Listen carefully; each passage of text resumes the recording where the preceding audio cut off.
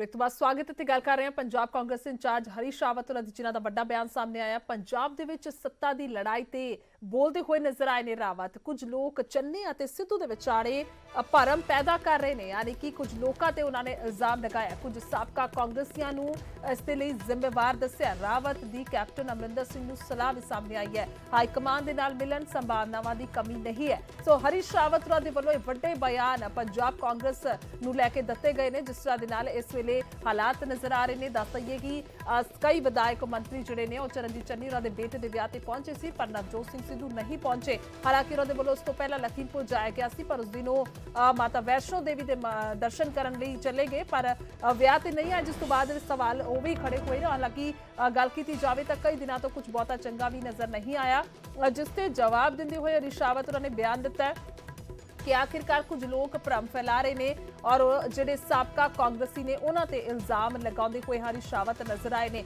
हालांकि गल की जाए जो हालात कई दिनों तो पैदा हुए हैं, जदों तो नवजोत सिंह सिद्धू के वलों अस्तीफा दिता गया है प्रधानगी के अहुदे तो, उस वेले तो बहुती कोई चंगी मुलाकात वड्डी मुलाकात भी नहीं हुई। हालांकि एक बयान जिहड़ा काफले जाण वेले दिता गया सी नवजोत सिंह सिद्धू के वलों, जिसते सुर्खियां भी सन, जिसते खास तौर पर विरोधियों के वलों सवाल भी चुके गए कि क्यों ये बयान दिता गया। जो सीएम चरणजीत चन्नी का इंतजार कर रहे थे नवजोत सिंह सिद्धू, उस वेले भी बयान आया सी ते कई सवाल खड़े हुए सन। उस वेले तो लगातार कोई बहुत ही वधिया मुलाकात जी नजर नहीं आई है सीएम चरणजीत चन्नी के नाल, क्योंकि एजी और डीजीपी की नियुक्ति को लैके सवाल चुके सी नवजोत सिंह सिद्धू ने। और उस तो बाद एक मीटिंग महज जरूर हुई सी, पर उस तो बाद कोई फैसला प्रधानगी ਨੂੰ ਲੈ ਕੇ नहीं आया, ना ही अस्तीफा अजे तक मंजूर होया ते ना ही ना मंजूर होया। सो हाल ही दे विच हरीश रावत होरां दे बयान की गल करिए तो उन्होंने वल्लों ये बयान दिता गया है कि कुछ लोग भ्रम फैला रहे ने, जबकि अजिहा कुछ नहीं है। कुछ साबका कांग्रेसियां नूं उन्होंने इस दे लई जिम्मेवार दस्सिया। हालांकि कैप्टन अमरिंदर सिंह नूं भी लैके उन्होंने वड्डा बयान दिता।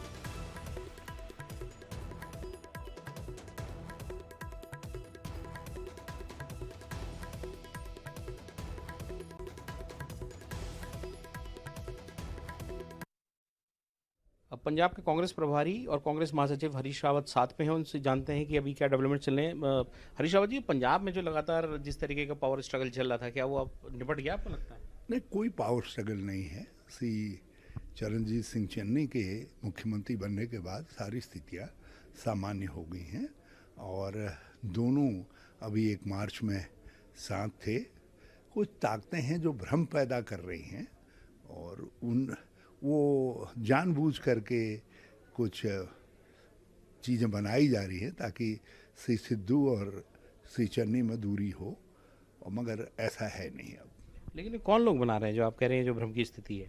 ये बनाने वाले लोग बाहर से भी हैं, कुछ भूतपूर्व कांग्रेसी हैं, उनके अपने लिंक्स हैं। उसमें मीडिया का भी एक सेक्शन सम्मिलित है, क्योंकि पंजाब में स्टेक बड़े हैं, तो उस बड़े स्टेक का कुछ लोग उपयोग करना चाहे। जो कैप्टन अमरिंदर सिंह हैं वो लगातार अपने प्रोफाइल से हटा चुके हैं कांग्रेस नाम, लेकिन कांग्रेस में बने हुए भी हैं। उनके फ्यूचर को लेकर पार्टी ने कुछ तय किया है? देखिए, हम सब उनका बड़ा आदर करते हैं, लेकिन कुछ चीज़ें साफ करनी ज़रूरी थी। जो कह रहे थे कि मेरा ह्यूमिलेशन हुआ, हमने वो बात क्लियर कर दी, कोई ह्यूमिलेशन नहीं हुआ, और बल्कि सब चीज़ें उनको कॉन्फिडेंस ले करके करने का प्रयास किया गया, वो भी समाधान के लिए, उनको साथ ले करके। लेकिन अनंतो गत्वा जब पार्टी के विधायकगण अपने चुनावी संभावनाओं को लेकर बहुत चिंतित हो गए और उन्होंने सीएलपी की मीटिंग बुलाने की मांग की, तो पार्टी के सामने और कोई रास्ता नहीं था, और उन्होंने सीएलपी की मीटिंग में आने के बजाय स्वयं इस्तीफा दिया गवर्नर हाउस जा करके, और सीएलपी ने उसके बाद उनको धन्यवाद दिया। तो ये घटनाक्रम भी बताता है कि जो केंद्रीय नेतृत्व था वो जो है उनको पूरा सम्मान दे रहा था। अब उनके ऊपर है, वो कांग्रेस प्रेसिडेंट से मिलें, बात करें। उनके लिए भूमिका की कमी नहीं हो सकती है, मगर तय उनको करना है। तो आप कह रहे हैं अभी संभावना खत्म नहीं हुई है कैप्टन को लेके? मैं किसी भी राजनीति में किसी भी चीज़ की संभावनाओं को ख़त्म नहीं मानता। मैं समझता हूँ जहाँ चीज़ें खत्म होती दिखाई देती हैं, वहीं से शुरुआतें भी होती हैं। कैमरामैन भरत शर्मा के साथ अनुपम त्रिवेदी, न्यूज़ 18 देहरादून। ਸੋ ਇਹ ਵੱਡਾ ਬਿਆਨ ਜਿਹੜਾ ਦਿੱਤਾ ਗਿਆ ਇਸ ਦੇ ਕਾਫੀ ਜ਼ਿਆਦਾ ਮਾਇਨੇ ਨਿਕਲਦੇ ਨੇ। ਹਰੀਸ਼ ਰਾਵਤ ਇੱਕ ਅਜਿਹੇ ਚਿਹਰੇ ਨੇ ਜਿਨ੍ਹਾਂ ਦੇ ਵੱਲੋਂ ਲਗਾਤਾਰ ਸਾਰੇ ਮਤਭੇਦ ਨੂੰ ਦੂਰ ਕਰਨ ਦੀ ਕੋਸ਼ਿਸ਼ ਕੀਤੀ ਗਈ। ਉਹ ਮੀਟਿੰਗਾਂ ਨਵਜੋਤ ਸਿੰਘ ਸਿੱਧੂ ਦੇ ਨਾਲ ਮੀਟਿੰਗਾਂ ਕੈਪਟਨ ਅਮਰਿੰਦਰ ਸਿੰਘ ਦੇ ਨਾਲ ਕਰਵਾਈਆਂ ਗਈਆਂ ਕੀਤੀਆਂ ਗਈਆਂ। ਉਸ ਤੋਂ ਬਾਅਦ ਹਾਈ ਕਮਾਂਡ ਦੇ ਕੋਲ ਜਾਇਆ ਗਿਆ। ਇਹੋ ਇੱਕ ਵੱਡੇ ਚਿਹਰੇ ਨਾਲ ਪੰਜਾਬ ਕਾਂਗਰਸ ਦੇ ਇੰਚਾਰਜ ਵੀ ਨੇ। ਹਾਲਾਂਕਿ ਗੱਲ ਕੀਤੀ ਜਾਵੇ ਤਾਂ ਇਸ ਵੇਲੇ ਬਿਆਨ ਦੇ ਬੇਹੱਦ ਮਾਇਨੇ ਨੇ। ਜਦੋਂ ਉਹ ਬਿਆਨ ਦਿੱਤਾ ਸੀ ਕਿ 79 ਵਿਧਾਇਕ ਕੈਪਟਨ ਅਮਰਿੰਦਰ ਸਿੰਘ ਦੇ ਖਿਲਾਫ ਸੀ, ਉਹ ਵੀ ਬਹੁਤ ਹੀ ਅਹਿਮੀਅਤ ਰੱਖਦਾ ਸੀ। ਤੇ ਹਾਲ ਹੀ ਦੇ ਵਿੱਚ ਜੇਕਰ ਚੰਨੀ ਤੇ ਸਿੱਧੂ ਦੀ ਗੱਲ ਕਰਦੇ ਆ, ਕਿਉਂਕਿ ਉਹਨਾਂ ਦੋਨਾਂ ਦੇ ਵਿੱਚ ਜੇਕਰ ਮਤਭੇਦ ਨੇ ਤਾਂ ਇਹ ਜਿਹੜੇ ਪਹਿਲਾ ਸਾਬਕਾ ਕਾਂਗਰਸੀ ਨੇ ਉਹਨਾਂ ਦੇ ਕਾਰਨ ਹੀ ਨੇ। ਇਹ ਕਹਿਣਾ ਹੈਗਾ ਹਰੀਸ਼ ਰਾਵਤ ਦਾ, ਯਾਨੀ ਕਿ ਉਹਨਾਂ ਨੇ ਸਿੱਧੇ ਤੌਰ ਤੇ ਸਵਾਲ ਉਹਨਾਂ ਲੋਕਾਂ ਤੇ ਚੁੱਕੇ ਨੇ ਜਿਹੜੇ ਕਾਂਗਰਸ ਛੱਡ ਕੇ ਜਾ ਚੁੱਕੇ ਨੇ। ਹਾਲਾਂਕਿ ਉਹ ਕਿਹਨਾਂ ਨੂੰ ਕਹਿਣਾ ਚਾਹੁੰਦੇ ਨੇ ਇਹ ਸਵਾਲ ਅਜੇ ਬਰਕਰਾਰ ਹੈ। ਕਿਹਨਾਂ ਦੇ ਵੱਲ ਇਸ਼ਾਰਾ ਹੈ ਇਹ ਸਵਾਲ ਅਜੇ ਬਰਕਰਾਰ ਹੈ। ਕਿ ਅਜੇ ਵੀ ਲੱਗਦਾ ਹੈ ਹਰੀਸ਼ ਰਾਵਤ ਨੂੰ ਕਿ ਉਹ ਮਤਭੇਦ ਬਣਾ ਦਿੱਤੇ ਗਏ ਨੇ, ਭਰਮ ਫੈਲਾ ਦਿੱਤੇ ਗਏ ਨੇ। ਯਾਨੀ ਕਿ ਸਿੱਧੇ ਤੌਰ ਤੇ ਸਵਾਲ ਹੈ ਕਿ ਇਸ ਵੇਲੇ ਚੰਨੀ ਔਰ ਸਿੱਧੂ ਦੇ ਵਿੱਚ ਚਰਨਜੀਤ ਚੰਨੀ ਸੀਐਮ ਔਰ ਪ੍ਰਧਾਨ ਜੋ ਅਜੇ ਹੈ, ਕਿਉਂਕਿ ਅਜੇ ਅਸਤੀਫਾ ਮਨਜ਼ੂਰ ਨਹੀਂ ਹੋਇਆ ਨਵਜੋਤ ਸਿੰਘ ਸਿੱਧੂ, ਉਹਨਾਂ ਦੇ ਵਿਚਾਲੇ ਸਭ ਕੁਝ ਠੀਕ ਨਹੀਂ ਹੈ। ਹਾਲਾਂਕਿ ਕਮਾਂਡ ਜਿਹੜੀ ਹੈ ਇਸ ਵੇਲੇ ਕਾਂਗਰਸ ਦੀ, ਪੰਜਾਬ ਕਾਂਗਰਸ ਦੀ, ਤਾਂ ਸੀਐਮ ਉਹਨਾਂ ਦੇ ਕੋਲ ਹੈ।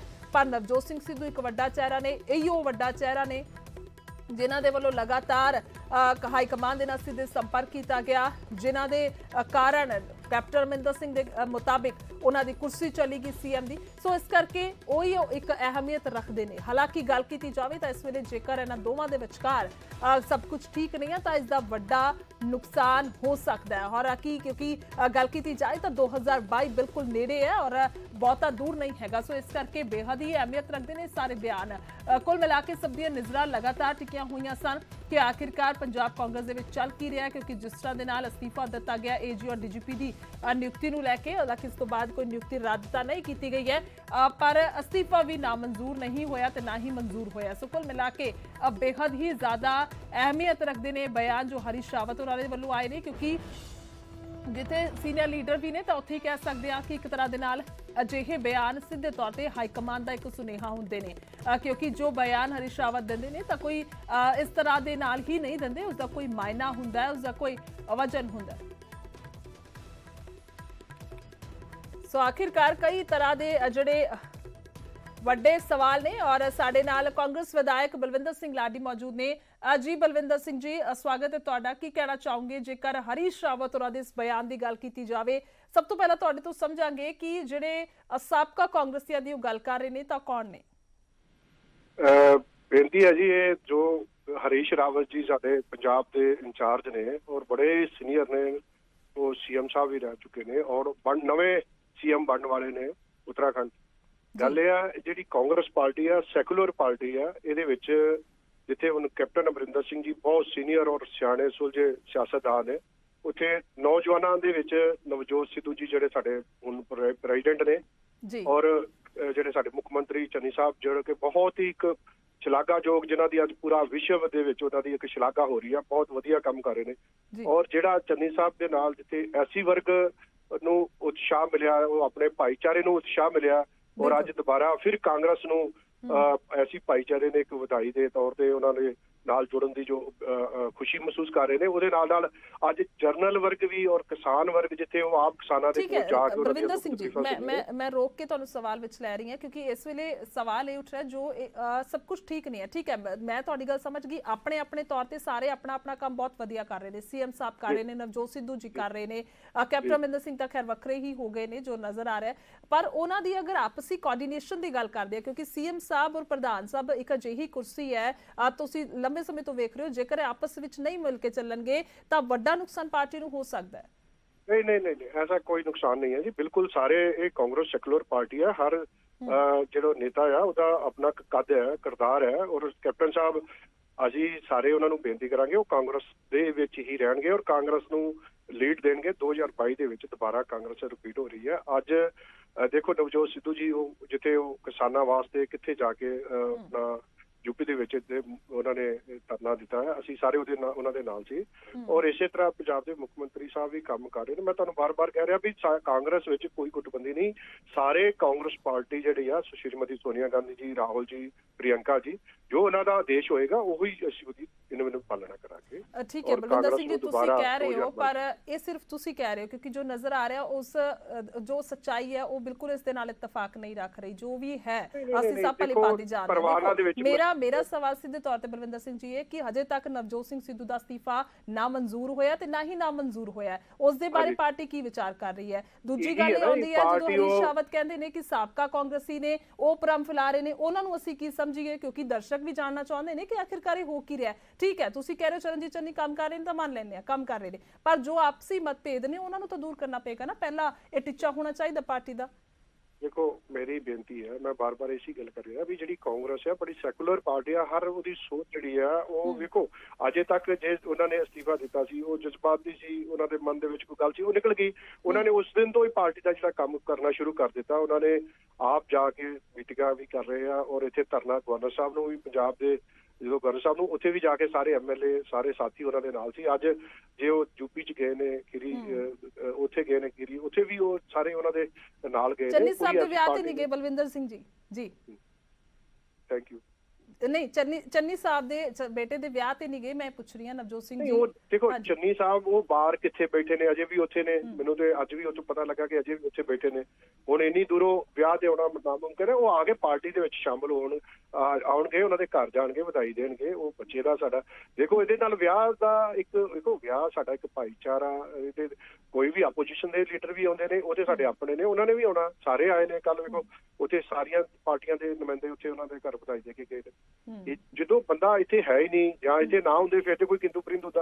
ਕਿੰਦੂ ਪਰਿੰਦੂ ਤੇ ਮੈਂ ਤਾਂ ਸੁਭਾਵਿਕ ਤੌਰ ਤੇ ਸਵਾਲ ਕੀਤਾ ਨਾ, ਕਿਉਂਕਿ ਬਹੁਤ ਸੋਹਣਾ ਮੌਕਾ ਹੁੰਦਾ ਜਦੋਂ ਵੈਸੇ ਵੀ ਪਰਿਵਾਰ ਦੇ ਵਿੱਚ ਝਗੜੇ ਹੁੰਦੇ ਨੇ ਨਾ, ਜਦੋਂ ਆਪਸ ਦੇ ਵਿੱਚ ਮਾਮੇ ਤਾਏ ਲੜੇ ਹੁੰਦੇ ਨੇ ਤਾਂ ਘਰਾਂ ਦੇ ਵਿੱਚ ਚਲੇ ਜਾਣ, ਪਰਿਵਾਰਾਂ ਦੇ ਵਿੱਚ ਘਰਾਂ ਦੇ ਵਿੱਚ ਪਾਰਟੀਆਂ 'ਚ ਇੱਕ ਦੇਖੋ ਸੁਭਾਅ ਆਪਣਾ ਜਿਹੜਾ ਰੋਲ ਆ ਉਹ ਨਿਭਾ ਰਹੇ ਨੇ। ਔਰ ਮੈਨੂੰ ਨਹੀਂ ਲੱਗਦਾ ਕਿ ਕਾਂਗਰਸ ਪਾਰਟੀ ਜਿਹੜੀ ਆ ਵਿਖਰੀ ਆ। ਕਾਂਗਰਸ ਇੱਕ ਯੂਨਾਈਟਿਡ ਇੱਕ ਹੈਗੀ ਪਾਰਟੀ ਆ, ਇੰਨੀ ਸੈਕੂਲਰ ਪਾਰਟੀ ਆ। ਦੇਸ਼ਵਾਸ ਅੱਜ ਦੇਸ਼ ਜਿਹੜਾ ਕਾਂਗਰਸ ਦੇ ਫਿਰ ਫੇਸ ਕਰ ਰਿਹਾ, ਜਿਹੜੀ ਅੱਜ ਭਾਰਤੀ ਜਨਤਾ ਪਾਰਟੀ ਆ, ਜਿਹੜੀ ਬੀਜੇਪੀ ਆ, ਜਿਨ੍ਹਾਂ ਨੇ ਅੱਜ ਦੇਸ਼ ਦੇ ਵਿੱਚ ਨਰਿੰਦਰ ਮੋਦੀ ਜਿਨ੍ਹਾਂ ਨੂੰ ਲੀਡ ਕਰ ਰਹੇ ਨੇ, ਅੱਜ ਦੇਸ਼ ਦਾ ਹਾਲ ਕੀ ਆ, ਐਮਰਜੈਂਸੀ ਵਰਗੇ ਹਾਲਾਤ ਪੈਦਾ ਕੀਤੇ ਨੇ। ਕਾਂਗਰਸ ਹੀ ਆ ਜਿਹੜੀ ਉਹ ਜਿਹੜਾ ਉਹਦਾ ਸਾਹਮਣਾ ਕਰ ਰਹੀ ਹੈ। ਚਲੋ ਠੀਕ ਹੈ ਬਲਵਿੰਦਰ ਸਿੰਘ ਜੀ, ਬਹੁਤ ਬਹੁਤ ਸ਼ੁਕਰੀਆ ਗੱਲਬਾਤ ਦੇ ਲਈ, ਧੰਨਵਾਦ।